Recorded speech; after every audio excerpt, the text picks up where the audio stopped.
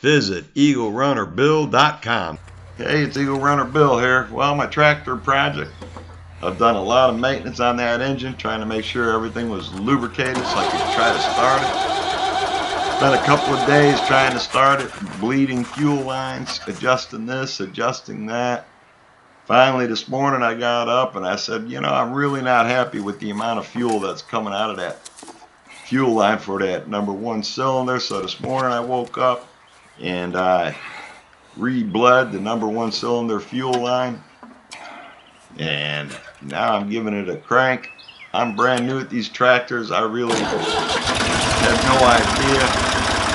When I first started, I had the fuel throttle with full bore, which I thought was idle. So I learned that. But now I got it started. It sounds terrific if you ask me. Coming out and doing a little engine inspection, being the first time this thing's run in quite a few years, 8 to 10. And I'm just checking, make sure I don't have any compression leaks around my fuel injectors. Everything feels good. Making sure nothing's real hot. Checking the water going through my radiator. The engine sounds pretty sweet to me, but I'm not a diesel guy. But I'm brand new at this. I'm just happy it's running. I guess I got a good engine here. So far I think so. But my greenhorn or pilgrim comes in. I get up there and I can't figure out how to turn this thing off.